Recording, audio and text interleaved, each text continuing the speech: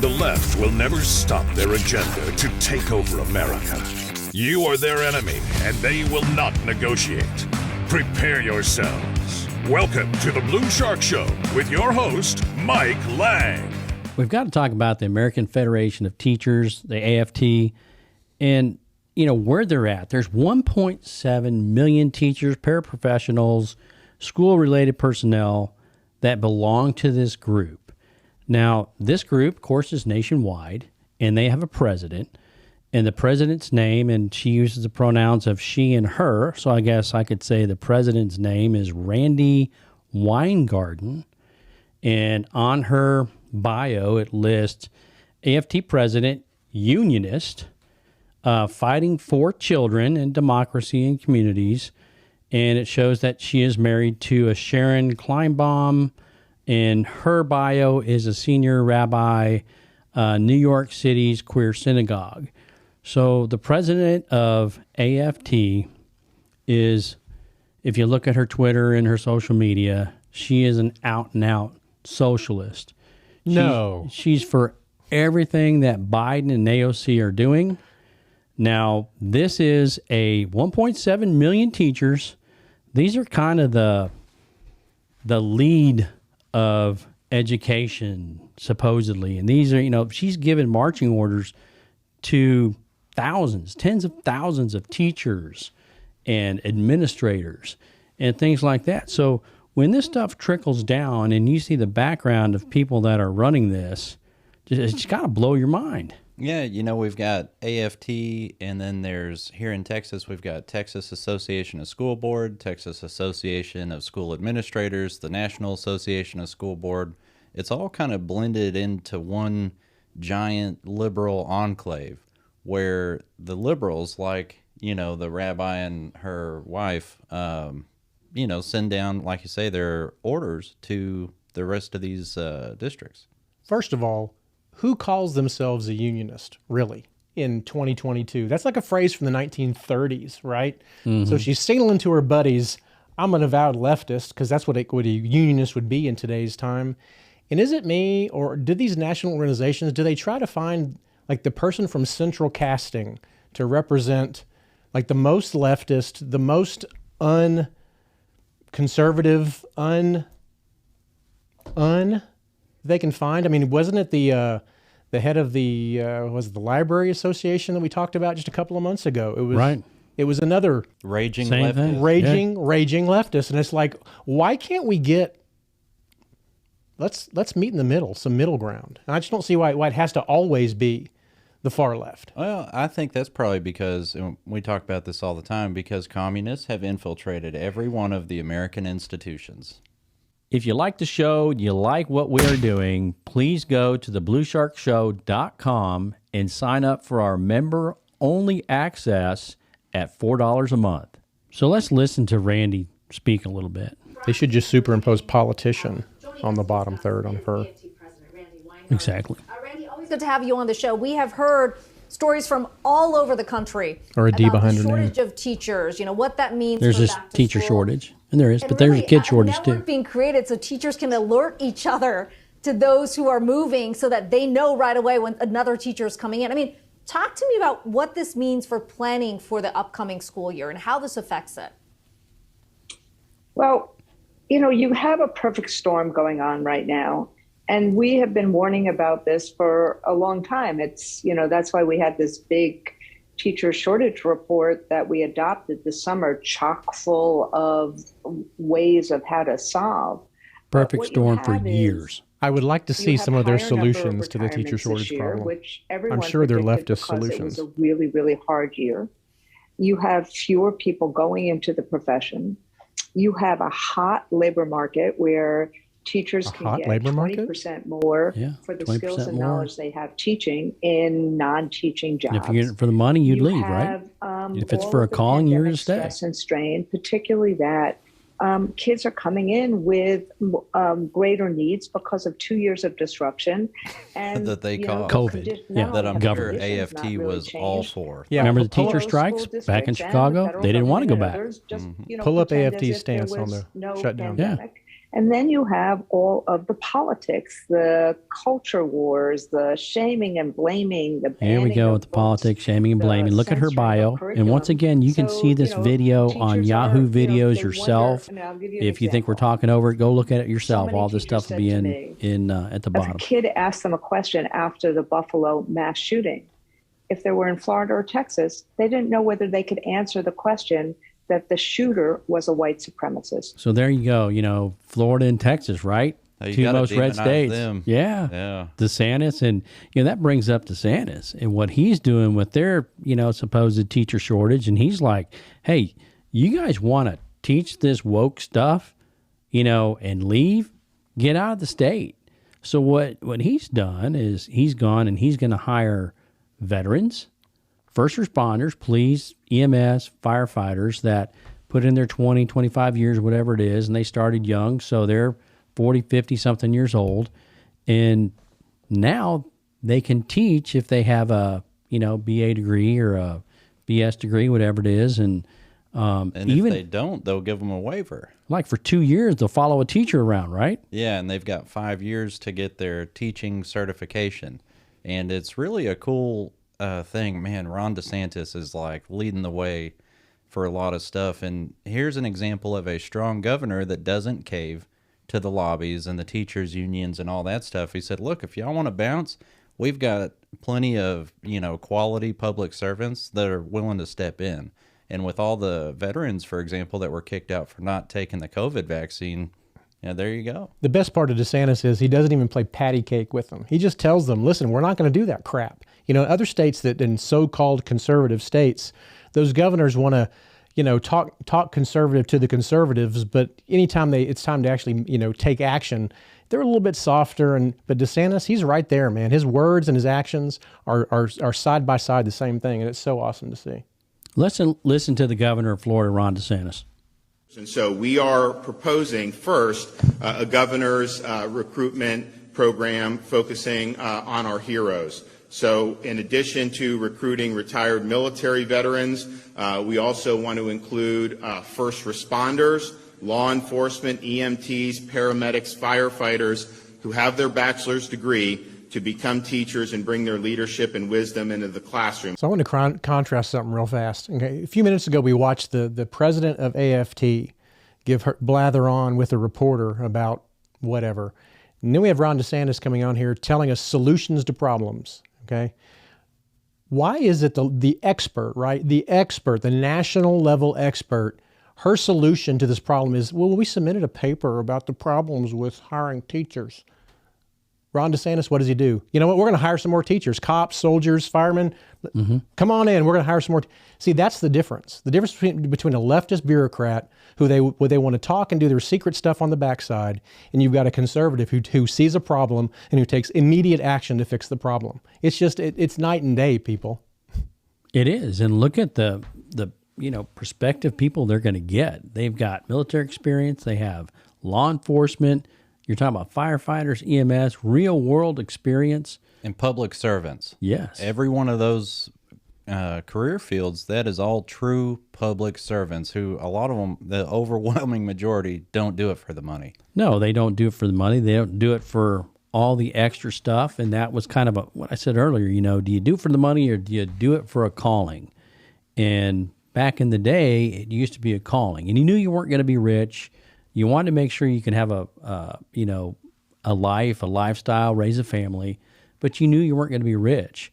So if you wanted to be rich, go do something else. I think another awesome aspect of DeSantis' plan is he's bringing seasoned adults into a classroom, not a bunch of 21, 22-year-old mushy-headed college students fresh out of college, not sure what color of shoes they want to wear that day, being their big decision. They're bringing adults who aren't going to be swayed by the educational BS that's constantly being, churned out from D.C. So to me, this is more than just we're going to solve this problem. We're going to solve this problem, and we're actually buttressing and insulating it from the mushy-headed crap that the left constantly, Svengalis the teachers with. The 16 years of indoctrination, right? That new teacher's going to have going in, and not all will, but a vast majority will. They will have that 16 years of K through 12 than another 4 years in college of nothing but wokeness compared to a veteran police officer, a veteran of the military. Big difference. Yeah, and that's a creative solution. And another creative solution that I've seen across the state here in Texas is local ISDs are paying the TRS penalty to pull retired teachers who, a lot of them can retire at a pretty young age, pulling them out of retirement and saying, hey, we will pay your penalty for coming back to work, but can you please come back to work and help us out? Because like I said, a lot of the fresh teachers do it through alternate certification programs, and they don't have any classroom management skills. And if you can't run a classroom, your kids are not going to learn. And, we're coming off of 2 years of forced government COVID manipulation. And we can get a whole new program of just COVID and how it didn't pan out to what it was, and Fauci and all that crap. But when you look at what happened prior to COVID and now, and the amount of kids that are not going back to public school, that's got to tell you something. And then the number of teachers that aren't coming back because of all, frankly, the stuff that's going on, the negative things that are going on, they don't want to put up with it. Well, I just saw a report recently that in the LA Unified School District this year, they have 20,000 less students than they did last year. 20,000. I've got to assume that, granted, California's wackadoodle, but there's going to be a reflection. There's a reason that's occurred. Now, I'm sure we could spend a whole show discussing on theories about why that's occurred, but it has occurred, and I've got to assume at some level it's the same in every other major district, and probably at some level it trickles down.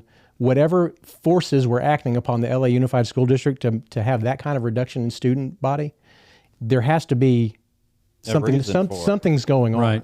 And I look at the lowest common denominator between LA Unified School District and then Round Rock ISD here in Texas.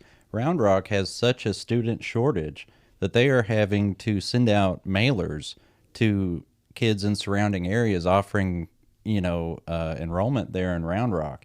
Basically, hey, they're even trying to find ways to get them transportation outside of their district.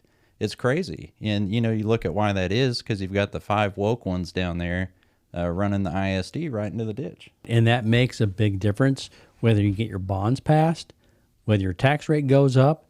So I would suggest, just like many other ISDs, when your trustee or school board person is up for re-election, you really need to look who you're going to hire as a community. Yeah, and Round Rock, they've got a lot of people jumping in. I hope they don't end up splitting the vote, but that's what we're seeing. We've seen it in Carroll ISD. I think we're going to see it in Granbury this time around, and a lot of these other places around the state and country where the school districts, people finally woke up through all the COVID stuff to what's going on in our local ISDs, and they're taking control again and asserting their parental rights. Well, let me throw this out.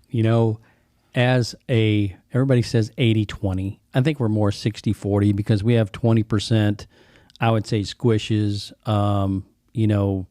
of Republicans. But what do you think, being 80-20, 60-40, do you think the woke Democrats will even run somebody, or do you think they're too scared? They're probably too scared. Because we've had some school trustees run for, we had candidates running for school trustees that were purely, you could tell Democrat by their bios and their backgrounds and what they had on their push cards and things like that. So we definitely had Democrats run for school board before. We've had Democrats serve, too. You look at Chris Tackett, Rhonda Zoffi. They were flaming liberals. And at the end of the day, the Republican Party here identified that these local nonpartisan races are partisan because they're setting tax rates, they're setting curriculum, they're responsible for a lot more than they want to let on. And we got out ahead of that before, I think, a lot of other places in the state. When you look at it, and I know we're kind of going off topic from the AFT a little bit, but when you look at your school boards and you look at somebody like a Paula McDonald that came out and did that program on CRT. Now, she isn't like the most conservative at all because we went through the book deal, we went through the club deal, Nothing on social media, no, media, anything she put out. So do you think that a Democrat would even run against her? Or do you think they're just too scared to say, well, Paul is better than anything? I don't know. We'll have to see. But come to find out, and in the last show I did give Paula a little bit of credit for putting on that anti-CRT thing, but there were other forces at work there. Come to find out, I had a few people reach out to me since and said, no, that was not her idea. We pretty much forced her into it and, did all the legwork for it other than securing the venue. Oh, so that was kind of a sham. I mean, she got the credit for it, but wasn't her idea, wasn't. Well, it came out good. I'm glad they brought the lady to town to speak about it and, at least get people educated on what was going on in the school districts here and throughout the state. Well, and, the Democrats, I hope they do, because one of the things that speaker said was you need to pull your kids out of public schools. And, they need to remember that if they are thinking about not running somebody against Paula. Just saying. Or any of them. I mean, at this point in time, like you said, you had Tackett that ran before, and you had Rosary that ran before, and, you don't see many of them. Susan Wood, pretty much you can say was, and she ran and didn't win, but where are they? Other than on social media. I mean, where are they? Irrelevant. Yeah, so I don't know if you'll see them run or not. Probably too scared. They don't want another whipping. Yeah, probably not. I asked myself if Susan Wood was going to run, but everyone would know beyond a shadow of a doubt that she's a Democrat because her husband is a running Democrat on the ticket. Yeah. Yeah. Well, I give him credit for running as a Democrat in Hood County and at least saying, hey, look, I espouse to these values and what's going on in the Biden administration. And even though I totally disagree with it and AOCs of that administration, but at least he's running under his principles and he's not faking it like some people do here. Well, yeah, we get a lot of the phonies, and I give them props for at least being honest. I don't agree with their platform. No, not at all. But congratulations and thank you for being proud of what you believe in and standing up for what you believe in. It's great. It's great to see. Mm-hmm. I don't follow you. I'm not going to vote for you, but thank you for standing up and being honest. Let's get into the Atlantic op-ed. In Fox News, Alexander Hall from Fox News did a story, and we spoke about the FBI, and remember that memo that we spoke about that came out, and Project Veritas came out with it, and how, the Gadsden flag and everything was calling everybody terrorists. Yeah, everybody's a terrorist if you're conservative, Betsy basically. Ross, 1776, 3%ers, all that, yeah. Now we have the Atlantic op-ed done, and they claim that a Catholic rosary has become an extremist symbol. So I'm not Catholic, I'm not Catholic, but and I grew up and my parents were Catholic at the time, and so I know a little bit about Catholicism. So, but when you start saying that the rosary has become an extremist symbol, we all laugh about it because we know it's totally ridiculous. Sounds absurd. But this is where we are headed as a secular world. And people need to take note. I know we laugh about it, we're talking about it, we're smiling, but they're demonizing Christianity. Yeah, absolutely. And Mike, tell me, in 5 years, is it going to shock you to hear that they're teaching this in law enforcement training? Is it going to shock you? No, and they're going to teach that in schools too, and it's going to be part of the Christian nationalism base. And if you don't think Christians aren't going to be persecuted moving forward, go read the Bible. And it's going to happen. And where are people going to be? Just like the books in the library, right? Where are Christians? We're doing as much as we can, as fast as we can. No, you're not. Well, it's gonna move the whole tearing a mask off of who people really are, what we've experienced through COVID and the last couple of years of Biden. It's just going to take it into the realm of the churches now. And, we're having these churches have these votes to support the gay lifestyle and gay clergy and gay marriage and all now. So why are we surprised that this other stuff, is going to follow on? Well, first it'll be the rosary, and then it'll be the crucifix, and then it'll be the cross.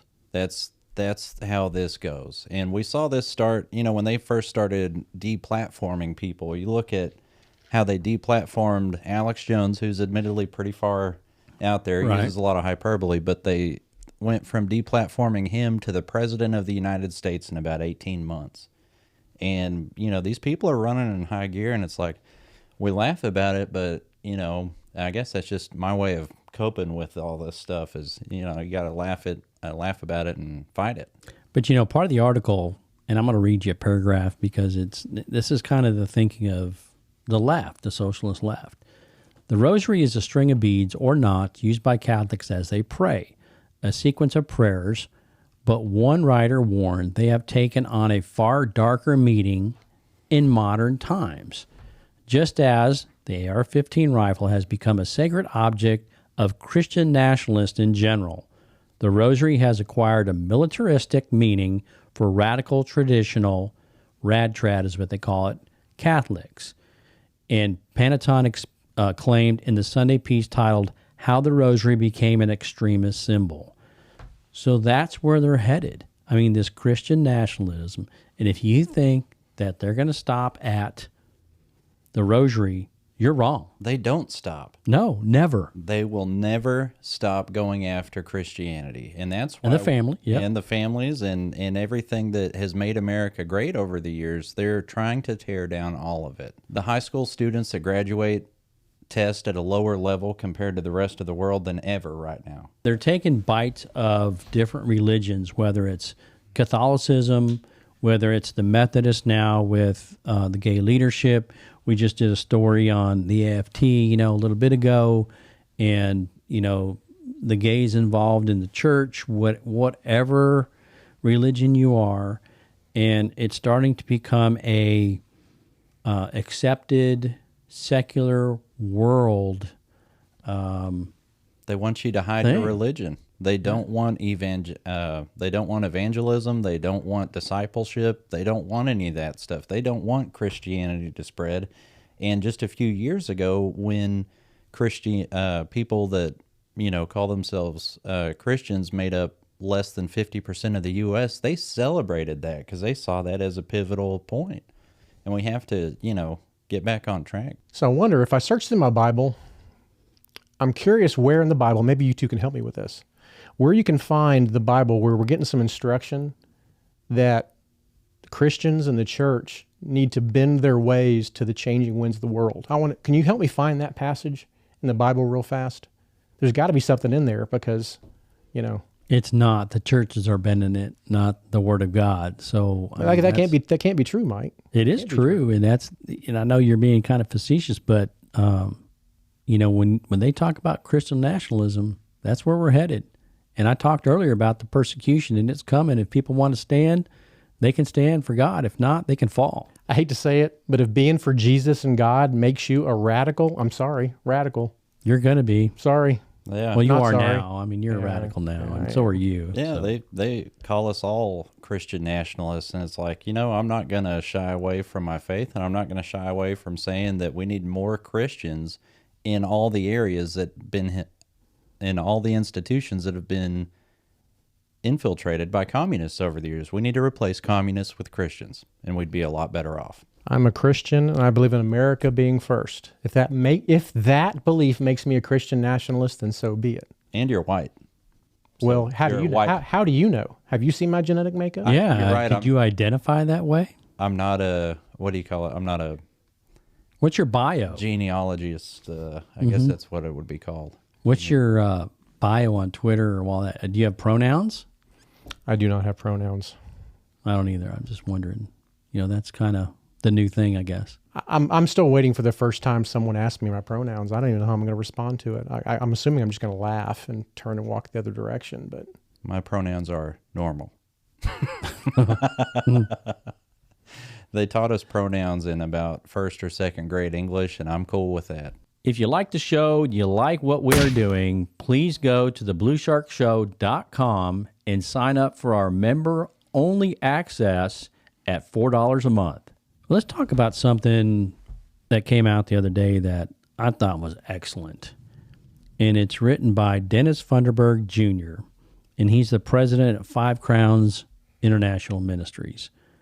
And I really do believe that Dennis is really aware of what the spiritual battle is going on locally and in America and around this world.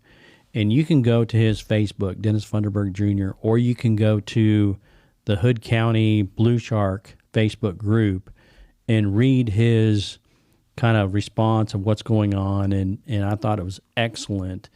And we're not going to read the whole thing here, but that is somebody that's really out here, in my opinion, that is doing a great job spiritually. He's stepping up where a lot of others are falling short. And, I think there's a lot of conservative Christians around here that really are craving that from their churches. And, it's created a demand, and, 5 Crowns has grown, just about every week. Well, you better believe the conservative Christians are hungry for leadership from the pulpits.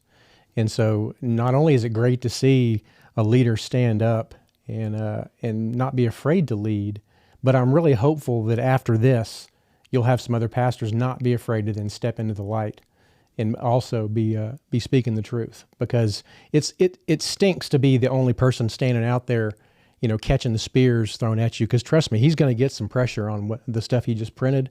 And so I sure hope some of the other pastors will very quickly step up and support him. And I bet he already has, and we're talking about persecution, but from what he wrote, I really do believe, and people, please go read that. Take some time and really be thoughtful about, when you're reading it, what is being said. And it rings true, and it's very well written. The tone of his post is, if we will humble ourselves and ask God to forgive us for all the crappy things we've done to our nation, that we'll be healed. Because the stuff that I've read in the Bible makes that pretty clear. So it's nice to see a pastor publicly saying, as a nation, as a community, we're sorry for how badly we've messed things up. And I'm going to read part of what he said kind of towards the end, and kind of the theme of this. And it says, Jesus, I'm sorry we've allowed it to get so bad. I'm asking you to use me. Use me, Lord, to help bring this change to this great nation again. And it goes on, but that's kind of the theme of what is going on. And if you'd like to hear more, I believe he's got Sunday at 5 Crowns. They meet off 377, kind of by Tractor Supply, but he'd be somebody to look into and understand what's going on in the secular world from a spiritual perspective.